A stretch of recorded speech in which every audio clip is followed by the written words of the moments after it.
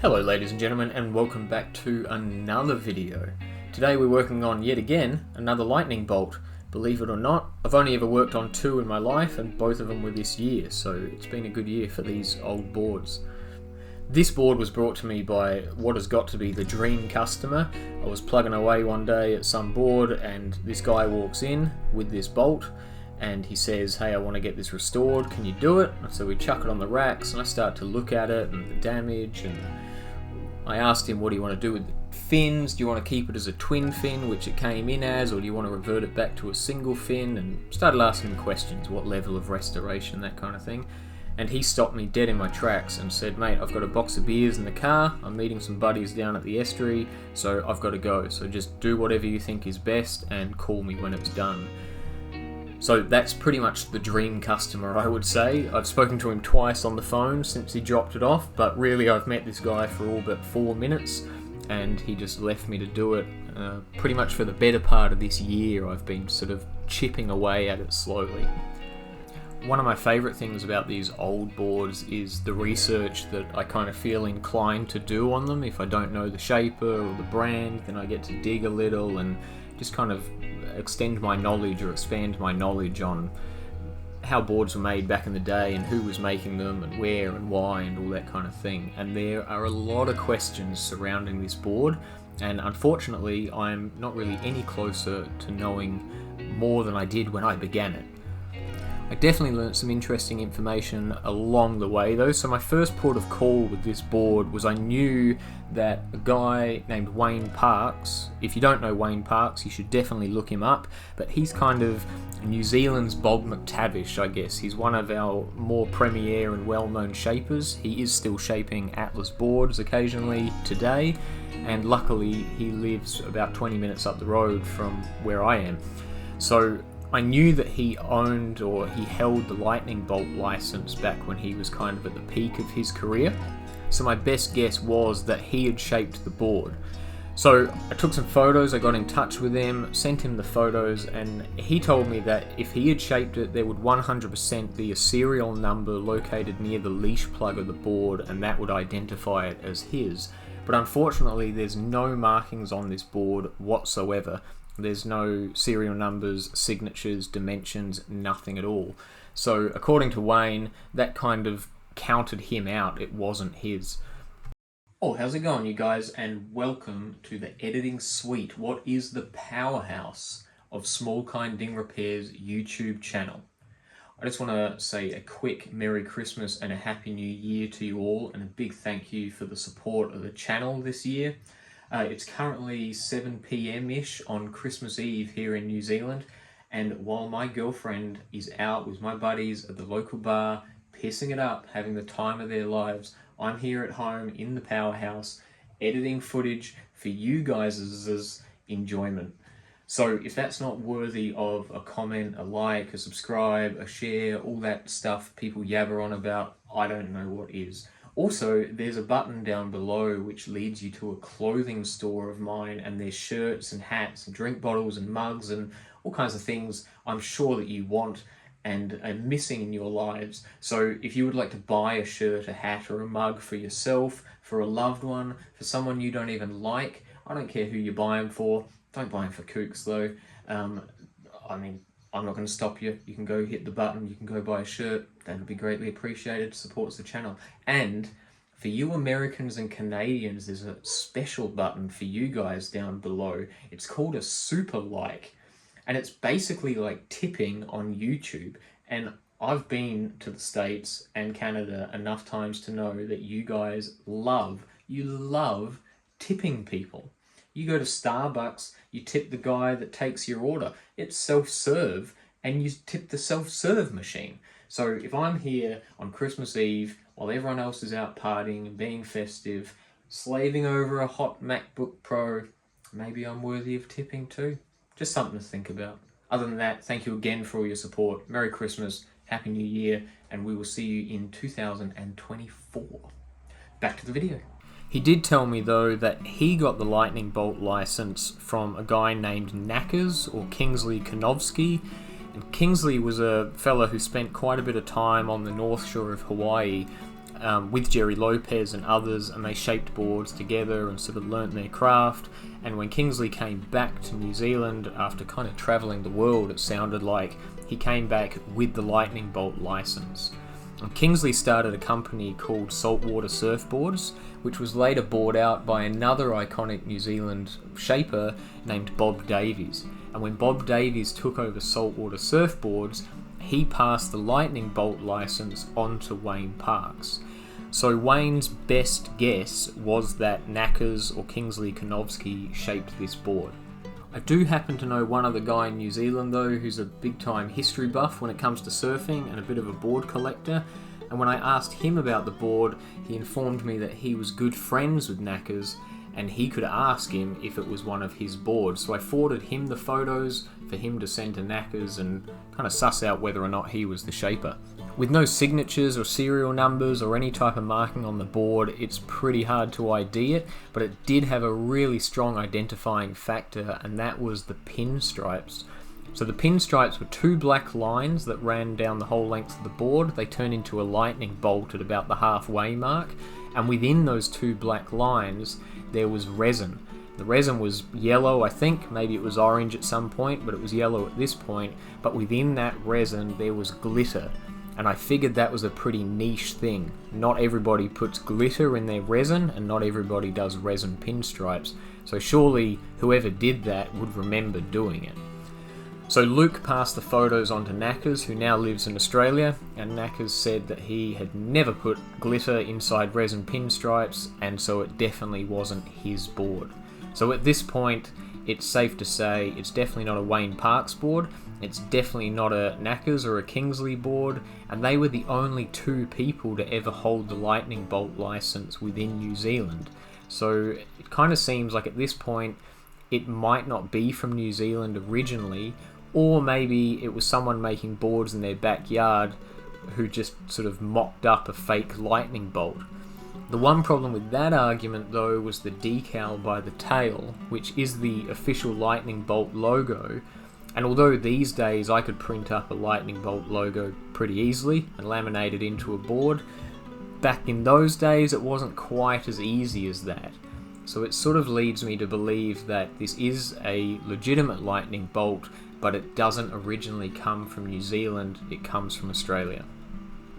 The other mystery that surrounded this board was that when it came into me, it was a twin fin. And if we're to believe that this board was made sometime in the 70s, the odds of it being a twin fin originally are pretty slim. Neither of the fins matched, and one was definitely much better than the other one, so it's possible that one fin broke and was replaced with just some, I don't know, backyard thing. It's also possible that the board was originally a single fin and that broke and someone turned it into a twin fin, and then one of those fins broke and the garbage one was put on as a replacement.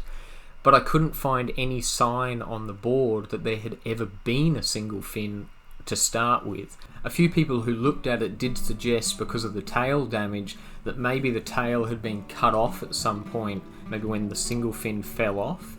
But when I traced the outline onto the floor and kept the rail line going, the maximum amount they could have cut off that tail was maybe 2 inches. And so there still would have been a sign of where that single fin originally was sitting, but I really just couldn't find anything.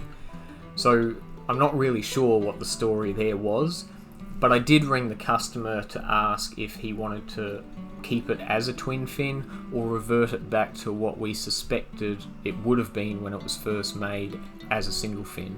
And the customer, I think, made the right decision and decided to revert it back to a single fin. And that's it. That is pretty much all the information I have on this board and who shaped it. So essentially that was a really long-winded way of telling you that I have no idea who made this board, who shaped it, where it came from. I think it came from Australia originally. I don't know what you guys think. Do you have any ideas? I'm definitely open to more information. If anyone out there has any, it would be interesting to know what people think about it.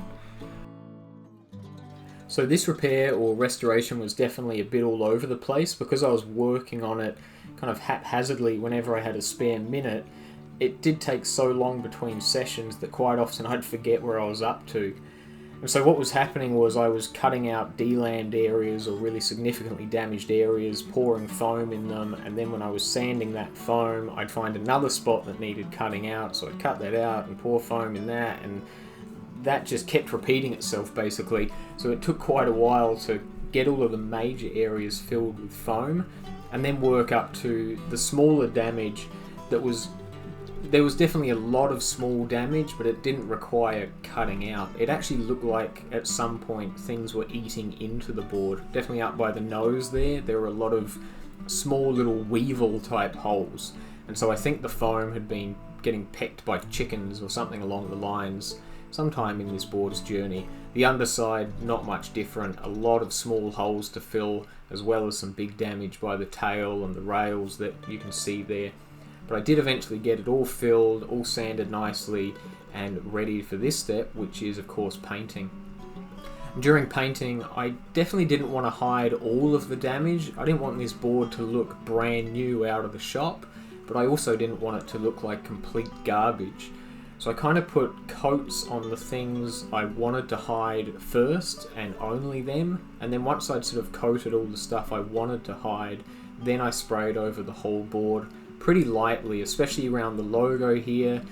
I knew I wanted to redo the stringer, but I went over the stringer lightly as well, but enough that I could see where it was. And then the big one was that pinstripe. I definitely wanted to recreate that pinstripe, so I lightly sprayed over it to kind of mostly cover it, but I didn't want to hide it completely so that I could still see it and work with it later on. At this stage of the restoration, I started to move pretty quickly because I don't want to give that paint too much time to cure. There's still like a day or two that all of this took place, but I don't want to sand the paint in between coats. Anything that I sand the paint with that's coarse enough to give the resin or the lamination any real hold is going to remove paint and leave reasonably deep scratches which might show up later. So this was just paint on paint on paint with as lighter coats as I could possibly get away with. During this process, I did ring the customer for the second time and asked him, hey, if we're going to do this, do you want to do it right and stick a big lightning bolt in the middle of it? Or do you just want to go with the pinstripes? And once again, I think the customer made the right decision and he decided, let's stick a big lightning bolt in the middle of it, which I was pretty excited to do because I've never done a lightning bolt before. I would certainly never have the balls to put one on one of my own boards. So yeah, I was pretty amped to do this. I'm not going to lie, I think one of the cringiest things you can do as a surfboard builder is to paint a lightning bolt onto one of your boards. I cringe when I see new boards with lightning bolts on them. I absolutely hate it. So this is the first spray of the first draft of the lightning bolt, and I am not a good drawer and I made a pretty critical error with this bolt, and so when I unmasked it for the first time, I actually didn't like the way it looked at all. This is the first unmasking of the first lightning bolt that I put on the board, and once it was done I really didn't like it. I think I could have gotten away with it, but it sort of had this... It had an old school look to it. It's not that I didn't like it, but it's not what I was expecting it to look like. So I ended up remasking it and touching it up. So you can see it's really fat in the center, and the two points that go to the nose and the tail, the inside edge of them don't line up. And there was just something about it that I didn't like. So I remasked it and I widened up those inside edges so they line up a little better, and you can just see it's more symmetrical now. It doesn't look as fat in the center, and I like it much more like this, so I'm glad I did that extra step. I was also scared of the people on the Vintage Surfboard Facebook page picking on the authenticity and the look of that lightning bolt. Facebook's a rough audience.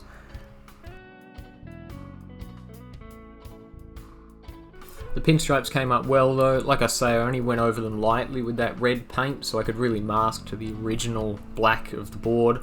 So they are basically exactly the same shape as what was originally on there. They're just paint instead of resin and a much nicer colour.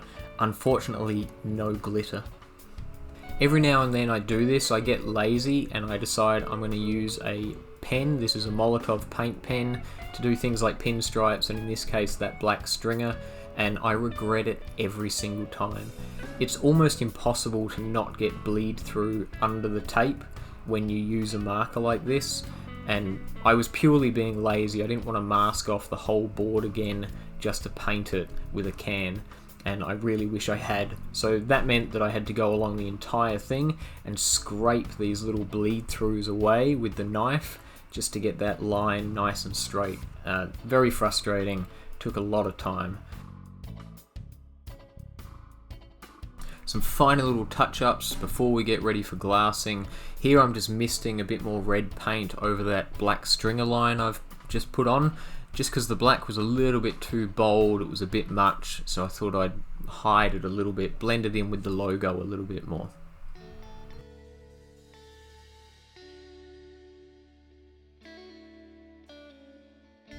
Now that last lightning bolt that I did, the BK, which is further down on my YouTube channel if you want to watch that after this, I noticed it had a copyright symbol hand-drawn next to the lightning bolt, and I loved that because of that whole cringe thing I get when people put lightning bolts on their board.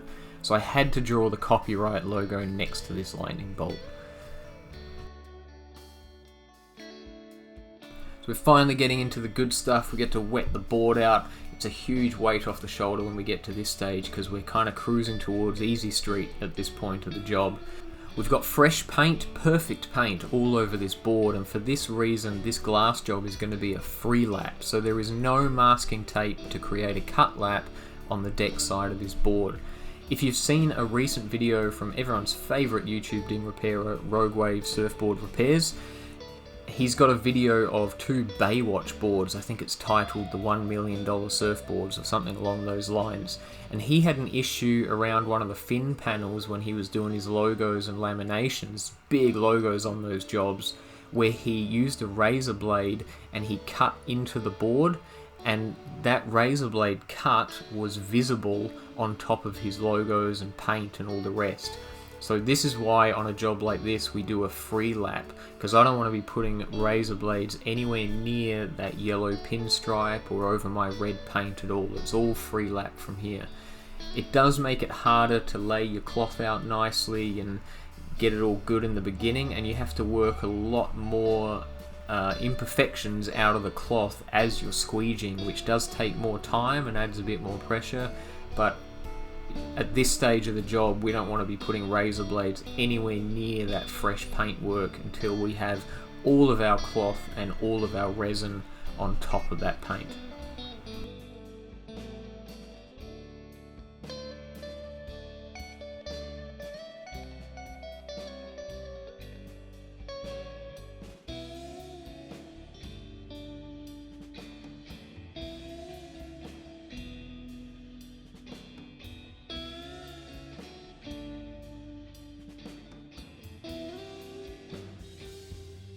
Once all of this resin is on and cured, the only thing left to do for the board is to sand it and paint it. And so now we get to move on to my least favourite part. I'm going to be honest, it's hard to get the motivation to start it, but we need to make a fin panel, cut it out and foil ourselves a fin. Now I've done fins on this channel before. I think the last one was on an old Atlas board maybe, so I kind of skipped filming the whole fin foiling process. But I can let you know it's 34 layers of 4-ounce cloth on this one, and all yellow except for 4 layers in the middle that were black. So the idea being we're going to get a little bit of a black bead around the outline of this fin. I got the template for this fin from an old Good Times board from a similar era, and it had a pretty close fin to the BK that I did those couple of months back. I stupidly didn't template the fin from that other lightning bolt, so that was definitely a mistake, but hopefully one day it comes back and I can pinch the outline of that.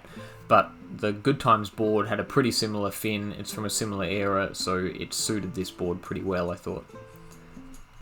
These fins take so much time, even cutting all the cloth for these panels and laying them all up and then cutting it out and foiling it, and they take a lot of time, and I actually find them really frustrating, tedious.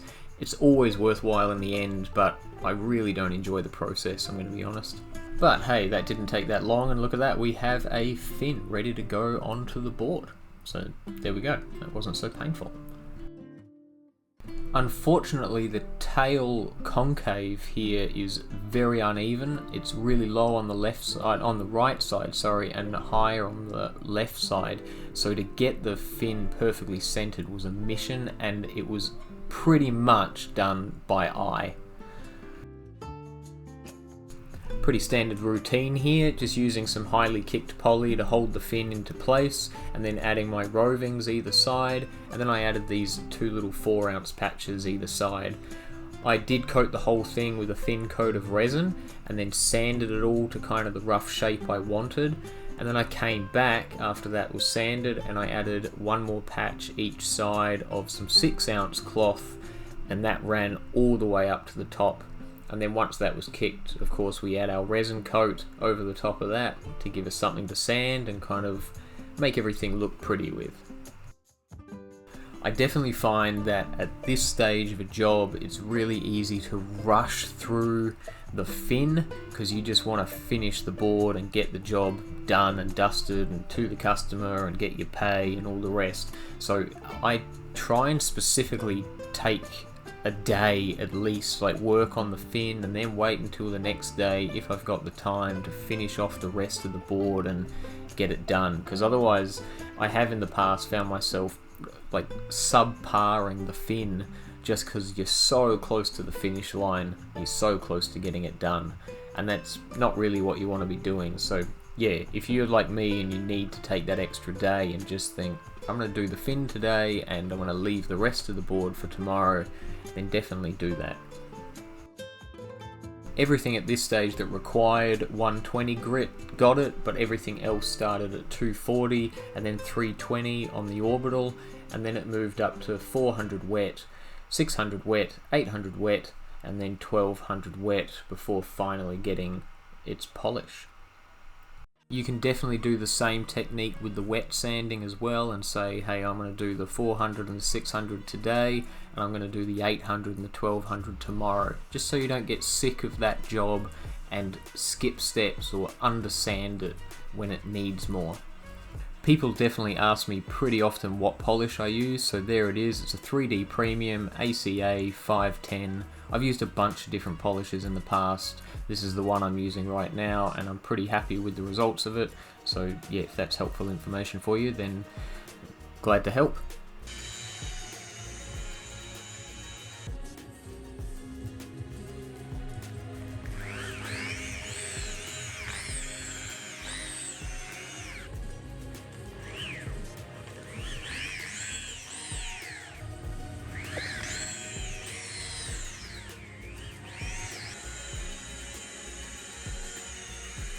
And hey, you guys, we made it. We did it. Another lightning bolt, 2 for the year, just before Christmas. The customer's going to be stoked. I can't wait to show it to him. I'm hoping he's going to pick it up just after Christmas, maybe Boxing Day.